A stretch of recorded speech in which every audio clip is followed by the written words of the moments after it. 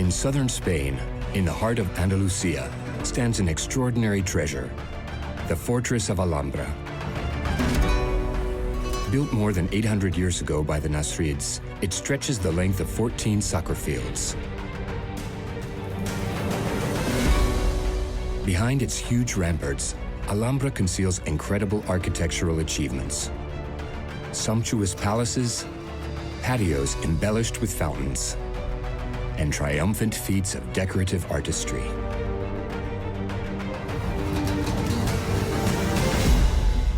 It's a mix of experience, mathematical know-how, and geometric calculations. I think it's the pinnacle of plasterwork. For decades, archaeologists and historians have tried to understand the construction techniques of the Nasrid builders to unlock the secrets of this incredibly refined fortress. Now, thanks to the greatest experts in Arab architecture, computer-generated reconstructions, and never-before-seen aerial footage, we're about to reveal how Alhambra's grandeur arose from simple, unpretentious materials. The walls are made of compressed dirt and lime, and the decorations are simply made of plaster and small pieces of earthenware. Everything was made and extracted right here.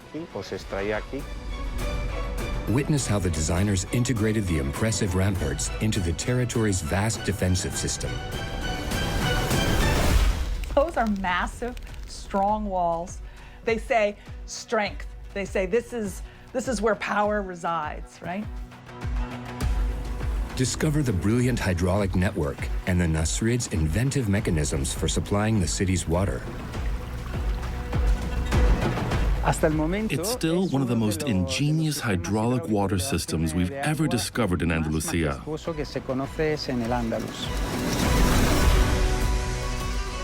We'll unveil the engineering wonders they developed to cope with heat waves, along with techniques for embellishing their palaces.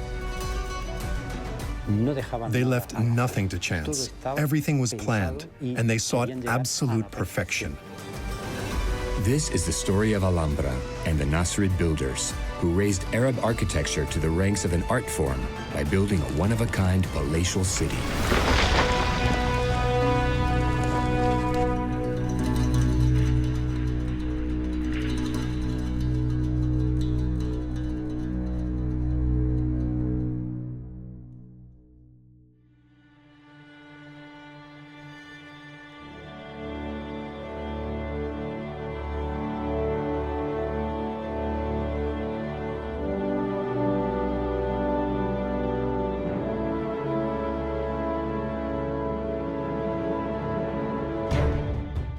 Alhambra is located in the south of the Iberian Peninsula, not far from the city of Granada and the impressive Sierra Nevada mountains.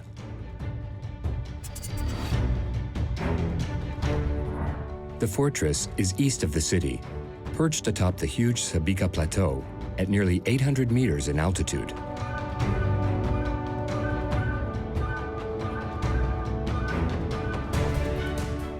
Behind these high walls lies one of Andalusia's most incredible treasures. The city is an architectural marvel. Monuments with great finesse are everywhere you look. Built on a territory, the borders of which were constantly shifting, Alhambra is the result of a tumultuous history of centuries of fighting between Arabs and Christians.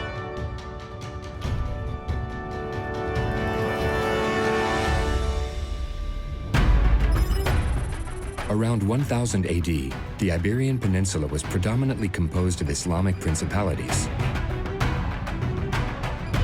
In the north, the Christian kingdoms shared a sliver of land along the Pyrenees.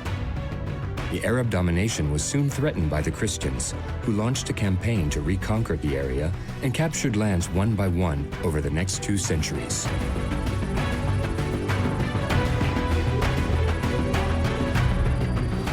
The Christian advance was relentless, yet in the far south of Andalusia, they encountered a then unknown emir, Muhammad bin Yusuf bin Nasr, known as Muhammad I. The Sultan of the Emirate of Granada, he was the founder of a dynasty that would eventually be given another name, the Nasrids. When he arrived in Granada in 1237, he decided to build his residence at the top of the Sabika hill, where ruins of an 11th century fortress were present. It was this precise location he chose to lay the first stones of his future palatial city.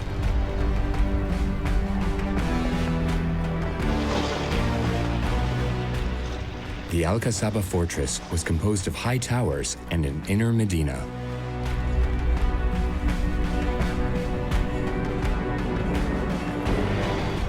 Just below it, inside a 2-kilometer perimeter of ramparts, other buildings also sprung from the earth.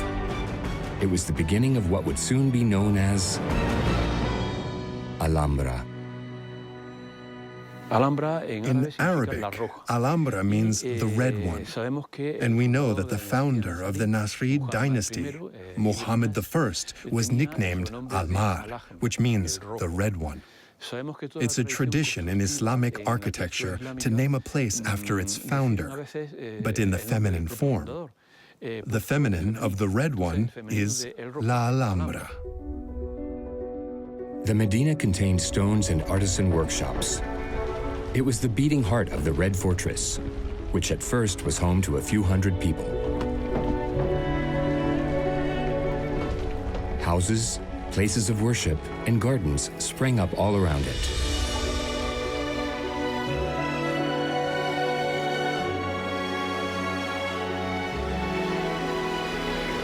Alhambra wasn't just a palace in the general sense of the word. It was an entire palatial city, a royal city, with all the components that make a city what it is. Some of the buildings no longer exist today, but we can still see vestiges of palaces, homes, neighborhoods, fortifications, public baths, mosques, tanneries, and shops. Above the city was another edifice, the Palace of Generalife, which was connected to Alhambra by a long walled passage. The Generalife is the kind of summer resort, or certainly the escape palace for the members of the court from the Alhambra. We know the Generalife does not have a reception hall. It doesn't have any of those spaces that go with statecraft. It really is a domestic place for enjoyment. And of course, it's right next door, so they could go for the day and come back. Perched above the hill, the impressive Alhambra complex kept watch over the city of Granada and its plains. From the heart of this capital, the sultans of the Nasrid dynasty succeeded one another for almost 250 years, consistently resisting the expansion of Christian territory.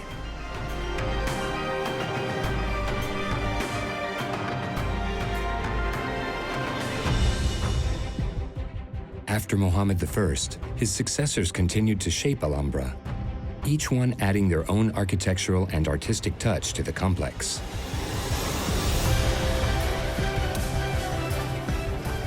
The city grew and densified. Orchards and buildings began to appear beyond the city walls, and multiple palaces were erected one after the other. Among them were the Mexuar, the Comares Palace, and the Palace of the Lions. By the end of the 14th century, Alhambra resembled its quasi-definitive appearance and was home to some 1,000 to 2,000 inhabitants. Alhambra is unique because it's a living city that is still inhabited by people to this day. That means that anyone who was lucky enough to live here has helped reshape the city. They adapted it to fit the times and their needs, and we have specific proof of that evolution. Still, to this day, much of this dynamic, prosperous, and living city is still standing and continues to fascinate generations of historians and archaeologists. When you first see Alhambra, its high walls make a radical first impression. They're about 10 meters tall on average, as high as a 3-story building, and serve to protect the city from potential invasion. Those are massive, strong walls that still today, when you're down in the city of Granada looking up at those walls, they are impressive. Very, very impressive. They say strength. They say this is where power resides, right? Some 800 years ago, there were no construction machines or automated transportation systems. So how did the Nasrids manage to build such colossal ramparts at the top of this hill? The answer is remarkably simple. Their construction materials came from close by, from the top of the hill itself. The walls are actually built out of compressed dirt and clay, excavated on Sabika Hill, near the site of Alhambra. The rest of the city reveals much of the same. There is no carved stone, no exotic wood, or precious stones. Everything is built with simple, locally sourced materials from the Emirate of Granada. In Nasrid architecture, the columns are usually made of white marble from Macael, a municipality currently located in Almeria province, which was part of the Emirate of Granada at the time. The walls are made of compressed dirt and lime, and all the decorations except the columns are made of plaster and small pieces of earthenware. Everything was made and extracted right here. Back then, there were more forests than there are today, so the wood also came from the Nasrid kingdom, pine wood primarily, but there were also other types. The climate in Granada is pretty extreme, and in medieval times, it was even worse. There was snow and below freezing temperatures in the winter, and in the summer, it would get above 40 degrees Celsius. The advantage of these materials is that they can handle that kind of climate. They were flexible enough to last and are the reason Alhambra is still standing today. Materials that were transported over short distances and suitable to the geological and climate constraints. Such was the secret of the Nasrid builders. That strategy, which was far from common at the time, allowed their structures to be built in only 2 to 3 years. In the 13th and 14th centuries in Europe, large-scale constructions were built out of carved stone. That meant they were expensive and took a long time to build. On the contrary, Andalusian and Nasrid constructions were completed quickly, so that the people could use them as soon as possible. Knowing their reign would not last very long, the sultans wanted to personally enjoy their architectural builds. In addition to actual construction materials, the Nasrid builders needed another crucial resource: water. But on this promontory above the plains, water was particularly rare and precious. There were no rivers here, no groundwater table, not a single water source to meet the city's needs. The Darro River, which irrigates Granada, runs more than 100 meters below the city. Even rainwater was too irregular to be a reliable water source for the people. So how did Alhambra's builders manage to bring this blue gold into the heart of the fortress city? We know that the first troops who lived here used to access the Darro River via a curtain wall, a passage that was protected by walls that allowed them to reach the river, gather water, and store it in a cistern. It was sufficient for a military compound, but it was not enough to support a city with palaces, baths, mosques, and all the other elements that made up a medieval Islamic city. As soon as Muhammad I got here and decided to make this location his home, he began designing and working on a permanent and sustainable water supply system. When he arrived in 1238, Muhammad I began a colossal undertaking: the construction of an immense hydraulic system to supply water to the Generalife and Alhambra. Archaeological vestiges of this ingenious system are still visible today and shed some light on how these ancient builders were successfully able to harness water. The starting point is found here, 6 kilometers from Alhambra, along the Darro River. Dating to the 1960s, this dam was built on the same site where the Nasrids had once built their own, smaller dam. Its remnants can still be seen beneath thousands of liters of water.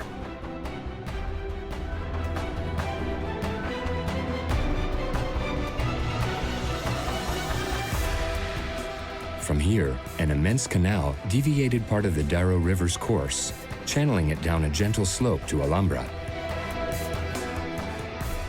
The geological structure of the area forced the artisans to build the canal in the form of a long tunnel within the very hill itself. Today, part of the tunnel has collapsed, but all specialists agree that its construction was a massive and particularly complex undertaking. Thanks to a lot of research conducted over the past few years, we've been able to determine just how this canal was built. It measured 180 meter high and about 1 meter wide. That meant a person could easily dig here during construction. We also discovered a series of wells and windows along the side of the canal, which were used to evacuate the extracted materials during construction and allowed for easier maintenance of the canal to ensure consistent water level and flow along the slope to Alhambra. The tunnel ran along a gentle slope for several kilometers. Before reaching Alhambra, it divided into two parts. 2/3 of the water were diverted towards Generalife and the orchards below, while the remaining third bypassed the area to reach the east side of Alhambra. Just before the water flowed into the city, the two canals merged once again. The water passed over a ravine via an impressive aqueduct, before finally reaching the water tower, where it was channeled through the citadel. The water tower was the tower that controlled access to this enclosure.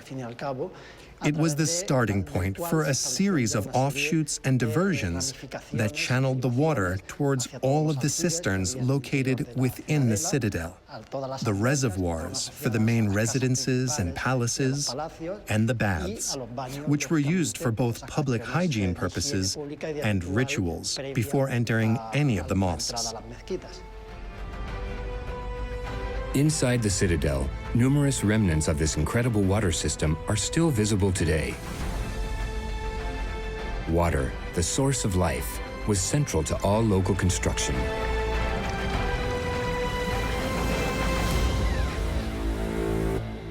In the Generalife Gardens, this blue gold was given center stage in a sort of tribute to their mastery of it. The Generalife is a kind of perfect reveal of the water systems at the Alhambra. This is what I love about it. I love the fact that when you walk along that central channel in that main courtyard of the Generalife, you are seeing the water that makes everything downstream possible and makes the entire rest of the Alhambra possible. It's very humble. It doesn't announce itself. It doesn't say, you know, this is the primary water source for the rest of the palace. It doesn't say that. It just is. There's a statement in some ways of royal power, where when the Sultan displays copious amounts of water, in a way he's saying, there may not be water in the environment, but I have water because I am a good steward of the environment, because I am reflecting that mission given to Muslims by God to be caretakers of the environment and to use it well, to be productive, to make it fruitful. And this is exactly the drama that is played out in these Islamic gardens, particularly at the Alhambra. Yet this impressive water supply system wasn't the only hydraulic masterpiece built by the Nasrids. Archaeologists also discovered that this civilization was capable of moving the water upwards through a series of especially ingenious systems. The first is found here, just below the military fortification of the Alcazaba. It sits atop a crest 6 meters above the Alhambra compound. To carry water to it, the Nasrids had to be particularly innovative.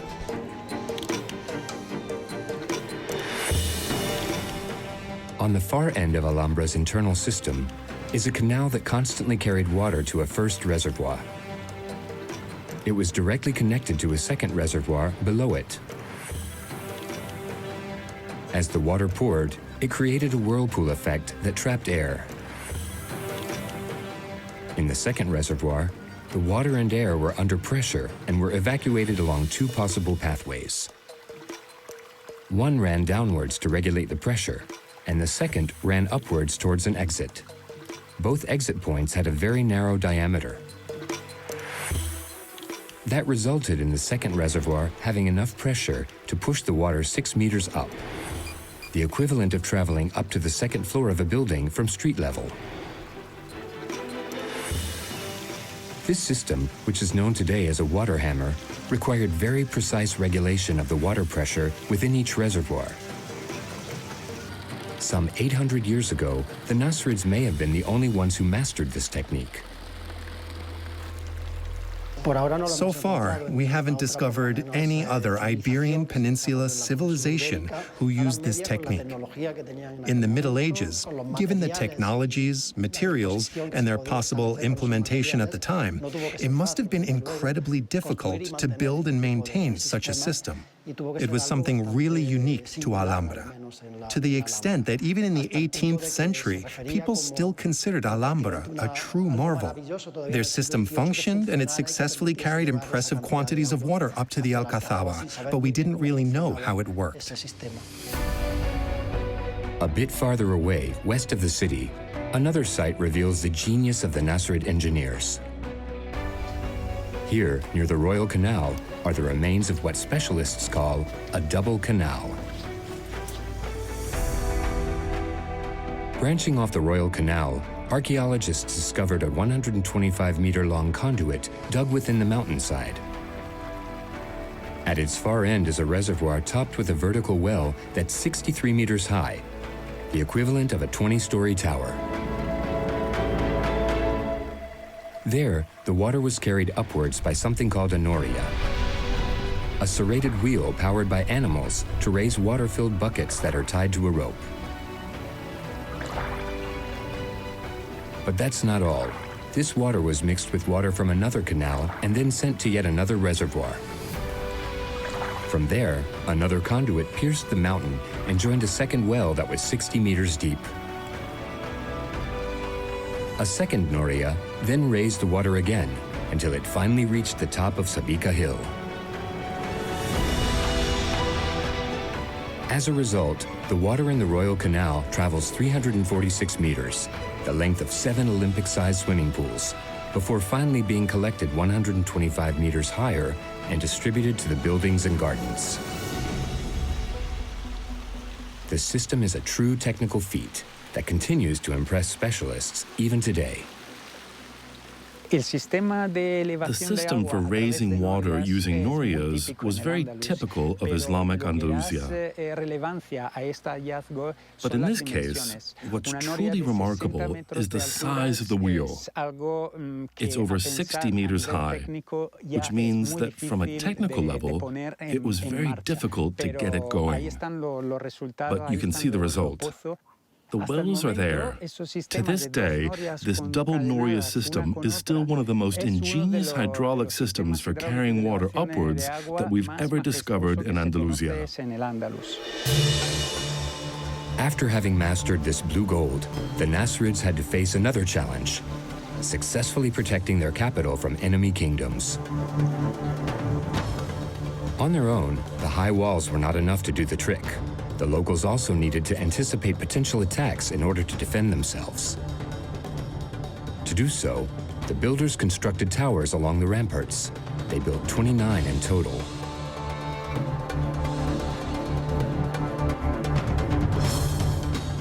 These towers played a key role in the Nasrids' defensive strategy.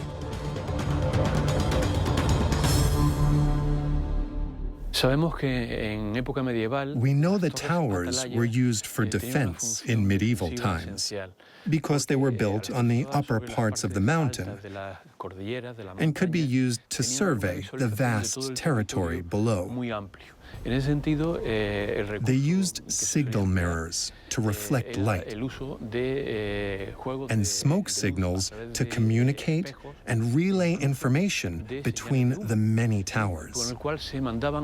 They communicated from one tower to another about things like possible troop movements or how to best prepare their defense. Alhambra's watchtowers were actually the epicenter of a vast communication system that spread throughout the kingdom. Dozens of fortified towers were built at every strategic location, from the bigger cities to the villages, and from the tops of the mountains to the lowest valleys. All built within eyesight of one another, they communicated using smoke signals or mirror signaling.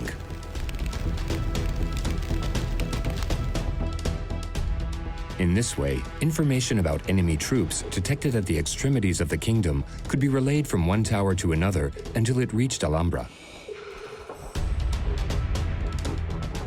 This ultra-efficient communications network enabled the Nasrids to react quickly to any attempted invasion, whether it came from the Christian kingdoms in the north or the other Arab sultanates in the south.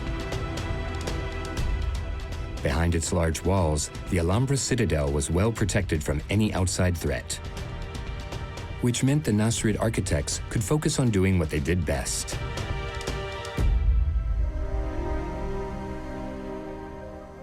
Despite the simplicity of the materials used, Alhambra's buildings are among the most refined structures of the medieval era.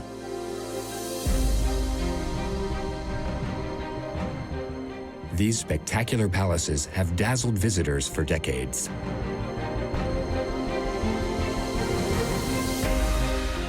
The Comares Palace is one of the most impressive monuments.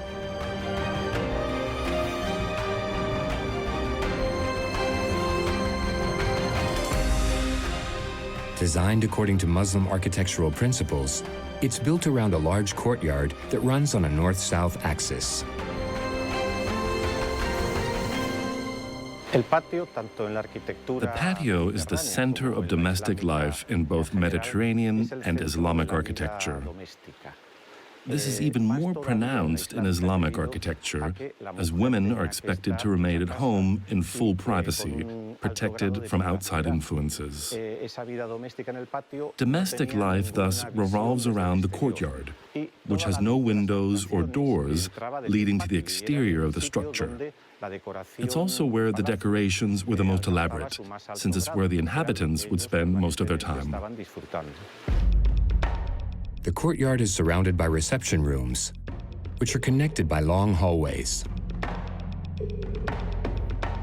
The largest and most luxurious of these are all located on the northern side, in the courtyard's extension. Right next to the Comares Palace, the Palace of the Lions was built along the same principles, with one exception. The courtyard runs on an east-west axis instead of a north-south one. That's most likely because the builders had to adapt the structure to fit the space available, which was located between a garden to the north, the neighboring palace and its hammam to the west, and multiple streets and buildings to the south and east.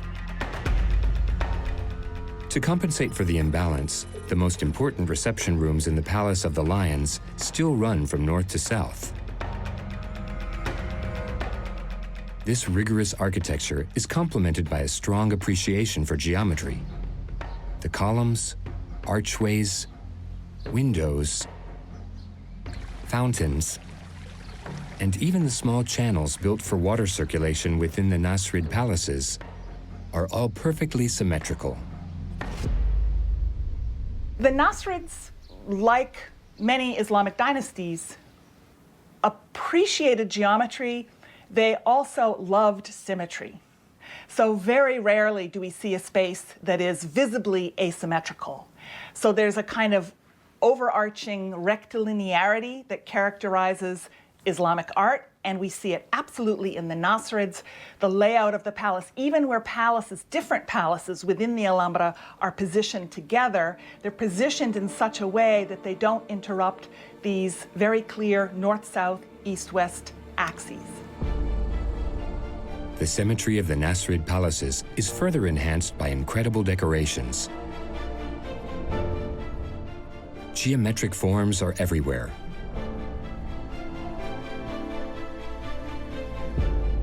Along with floral motifs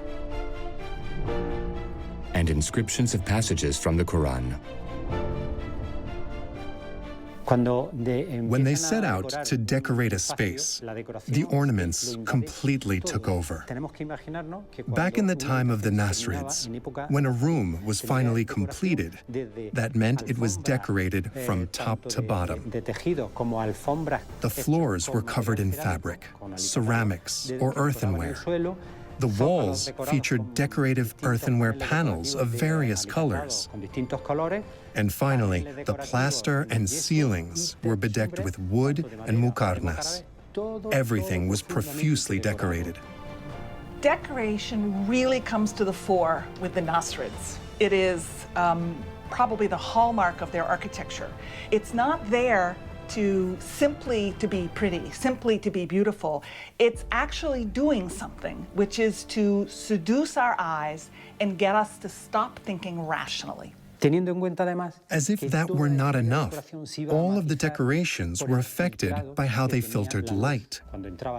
When light entered from the outside, it passed through jalousie that were most likely ornate with stained glass, which created a wide range of colors. It was absolutely spectacular. Some of Alhambra's most remarkable decorations are these impressive vaults adorned with complex structures called muqarnas.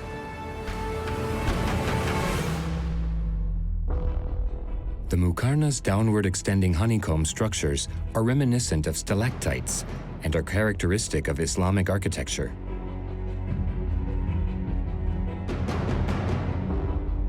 Behind their disorderly and chaotic appearance lies exceptional know-how that still amazes both amateurs and the greatest specialists alike. The Nasrid master builders had the great challenge of erecting these incredibly complex structures using only what they knew at the time. I have so much admiration for that. Every time I investigate them more closely, I learn something new. It is so mesmerizing to see a muqarnas dome. When you look at it, you cannot tell how high that dome rises. You absolutely cannot see that because it seems to rise infinitely. And that experience of the infinite is very hard to achieve in art. It's very hard to achieve ever, except when we're looking into the far distance or looking up to the heavens. And yet you have it inside a work of architecture. They've managed to recreate that experience of looking forever upwards, because there is no termination to that dome. It just goes into darkness. How did the Nasrid artisans manage to build such incredible masterpieces? To understand, we must deconstruct the muqarnas piece by piece. In the beginning, the designers used only 7 to 8 specific geometric shapes, which complemented one another. They were then assembled one by one with plaster to form the desired structure. Specialists know that to obtain the perfect combination, the Nasrid engineers could not improvise as they worked. Everything followed a carefully prepared blueprint.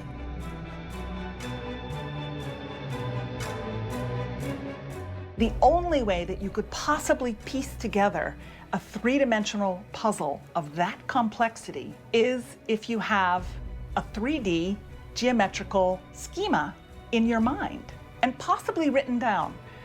It's an early time in Islamic history to find written plans or written schemes for muqarnas, but we're pretty sure that they were writing it down because it's hard to imagine how you could control such a large geometrical figure as a muqarnas dome if you didn't have some kind of a guide.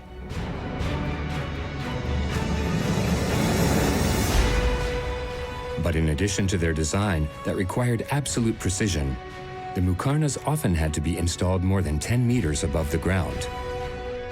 To carry out this monumental task, the artisans built their structures from the bottom up. They fashioned their shapes out of molds that were filled with plaster. Once the plaster had dried and hardened, they extracted it from the mold, carved it, and polished it until it was the perfect shape. The pieces were then attached to the walls one by one using a plaster paste.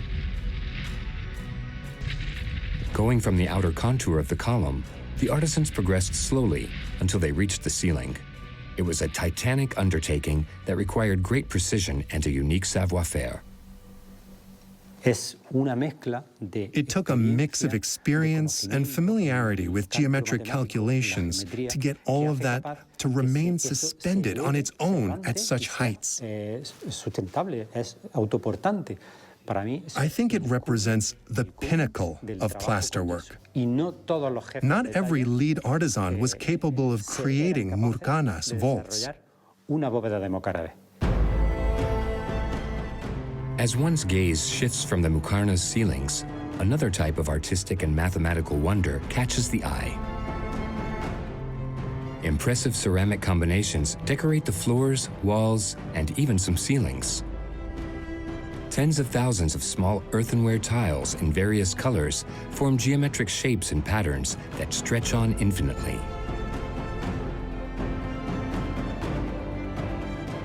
These designs are called geometric lasso, and while they seem extremely complicated, they're actually based on very simple shapes. This geometry is founded in basic elements, like the square or the circle. The rotation of a square will generate 4-pointed, 8-pointed, or 16-pointed stars. Rotating, reflecting, and translating the shapes results in all of the combinations of decorative and geometric elements that you find in Alhambra. All of it came from a simple square or circle. Those two simple shapes are the root of the entire complex system of geometric lasso. How did the Nasrids manage to transform a simple square into the elaborate patterns that make up geometric lasso? To find out, we have to go back to the original shape. Two offset squares form a first star shape. Then, by prolonging the lines of each square, you get another star with longer points. When you connect the tips of the second star, you get an octagon. By tracing the diagonal lines of the square that surrounds the star, you get a large cross. When all of the elements are drawn out, you just have to choose which lines to keep and which ones to erase. And when you start to add colors, you can create even more patterns. Then you just repeat your chosen pattern, combine it with other patterns, and add a mix of colors in order to get complex and elegant designs.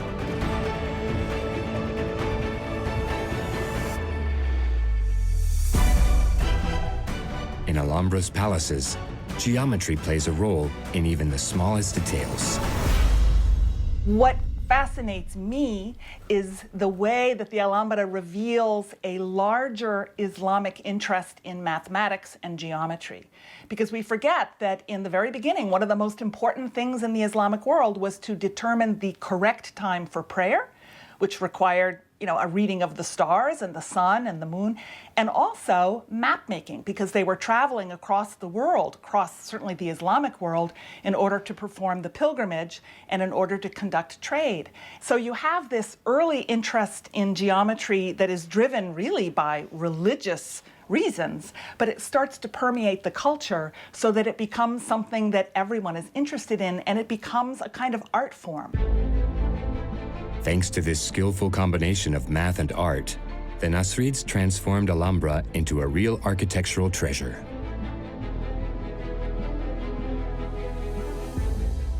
From the ceramic decorations to the lavish muqarnas vaults, everything was designed to delight the sultans and their guests.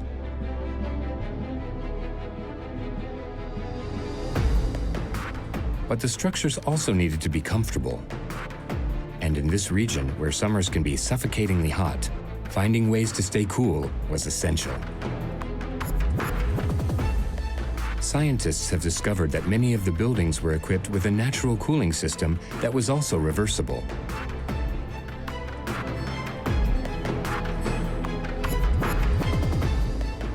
One of the most elaborate is found in the last structure the Nasrids built here in the 15th century, the Tower of the Princesses. This small palace residence is part of the defensive enclosure, and like the other buildings, it was erected around a central courtyard.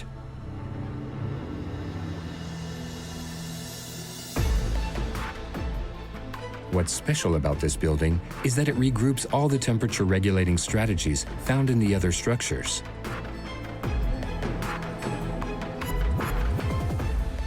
It may be hard to imagine today when one looks up at this tower that's open on all four sides, but when it was built, there's no doubt it was a pleasure to live in. Outside, it could have been 40 degrees Celsius on a hot summer day. But inside, these rooms could maintain a comfortable 25 degrees. Today, those kinds of conditions wouldn't be acceptable, but back then, it was the absolute best they could do. How did the Nasrid architects manage to regulate the temperature so efficiently during a summer heat wave?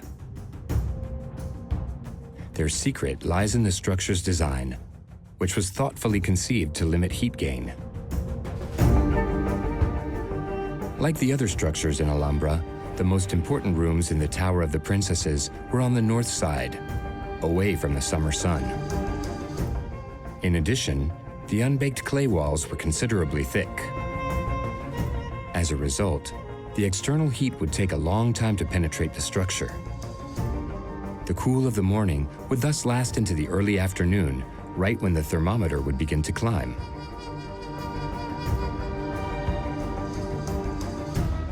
The suffocating heat of the late afternoon would only begin to appear by late evening, the coolest time of the day.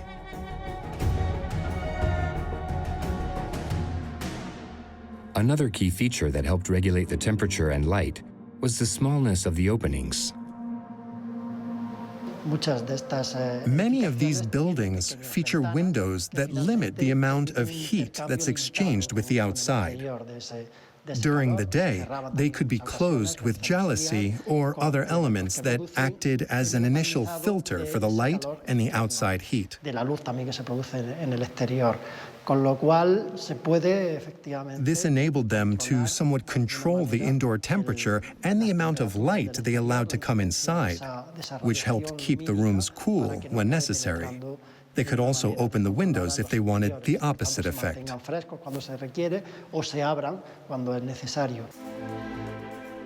Even though they did everything they could to keep the summer heat out of the buildings, it always managed to sneak inside. That's why they came up with a way to evacuate the heat efficiently. In other words, they built a natural ventilation system. Once more, the windows played a key role in their model. In particular, the numerous windows towards the top, all around the building.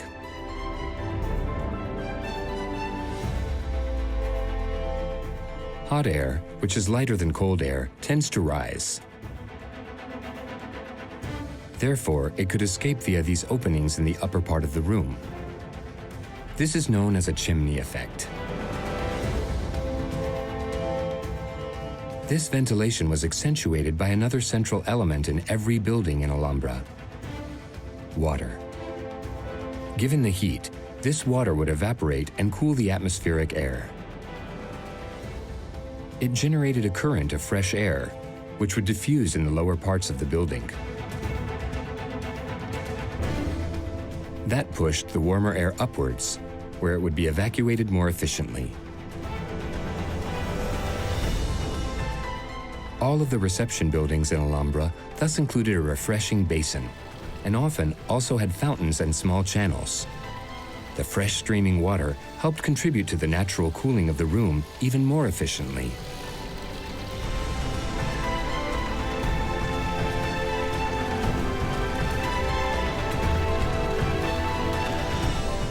By helping alleviate the effects of extreme weather, the life-giving waters literally shaped Alhambra's living spaces.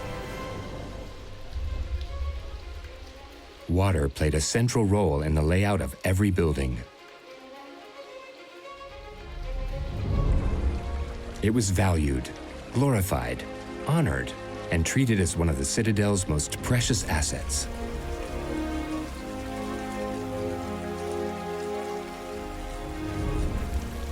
It's thanks to a near-perfect mastery of this blue gold that Alhambra became such a grandiose and thriving oasis, and a symbol of the Nasrids' influence in Andalusia for 250 years.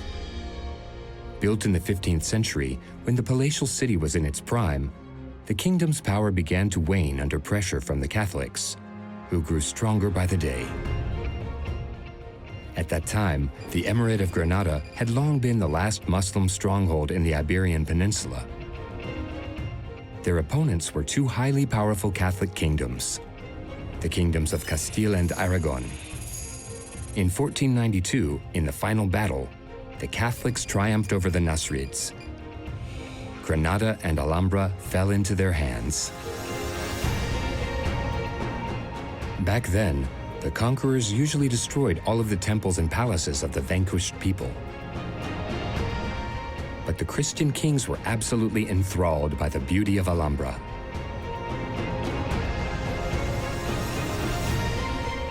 The sublime Moorish palaces were spared and transformed into official royal residences when the court passed through Granada.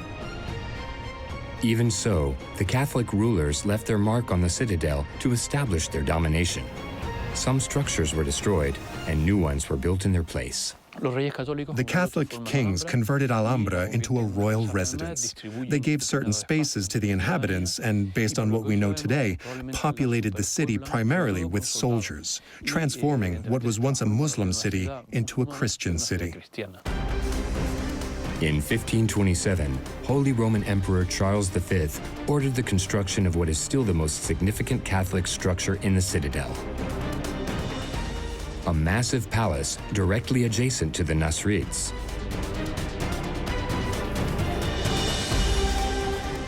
The 63-meter-long square structure was 17 meters tall and held a circular patio measuring 30 meters in diameter, decorated with a double colonnade. One could think that this palace was meant as an affront to the Nasrid civilization, a desire to crush it with something even more grandiose. But the truth is that Charles V held a deep admiration for Alhambra. Charles V was passionate about those palaces. He spent a 6-month-long honeymoon there, dining in the Hall of the Two Sisters, which is just next to us here. That's why architect Pedro Machuca, who was tasked with building the new palace, had this hall named His Majesty the Emperor's Dining Room. You could say he had a great appreciation for these palaces. Contrary to the Nasrid palaces that Charles V so admired, his own palace was made of carved stone. Its construction was hence highly time-consuming and complex, like all castles built in the Renaissance. In the end, the emperor never even lived there, and neither did his son, who inherited the throne.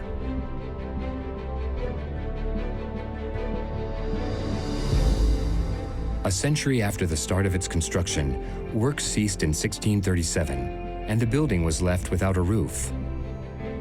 That was when Alhambra fell from grace. The new Spanish royal family established the capital in Madrid. The Nasrid citadel was abandoned. For more than 2 centuries, it fell into oblivion, and its rooms became pigsties and bistros. In the early 19th century, Napoleon's French troops moved in and blew up several buildings when they left. The ruins of the water tower are a sad testament to the destruction inflicted by the emperor's soldiers.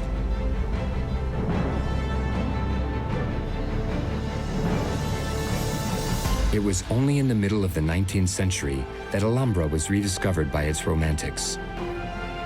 Despite the previous dark years, the city was still standing, and many of its buildings, including several luxurious palaces, were intact.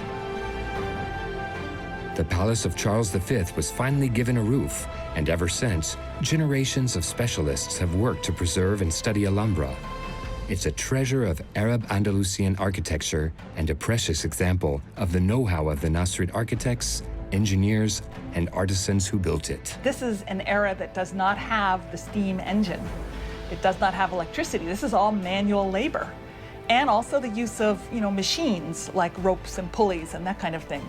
It's just extraordinary when you think of how much labor goes into that. And of course, it's all unseen labor, because today, who do we celebrate? We celebrate the Nasrid Sultan. We celebrate, the people who enjoyed the fruits of that labor. But we don't stop and think about all the hardworking people who lifted that stone and cut that stone. They are nameless.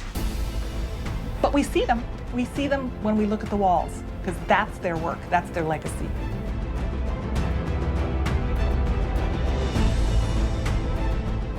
In 250 years, the Nasrid builders managed to erect a luxurious and thriving city that continues to fascinate even the greatest experts today.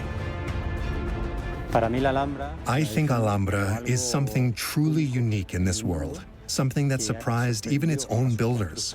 It has astounded each and every culture that came in succession, and I have no doubt that it will continue to surprise us.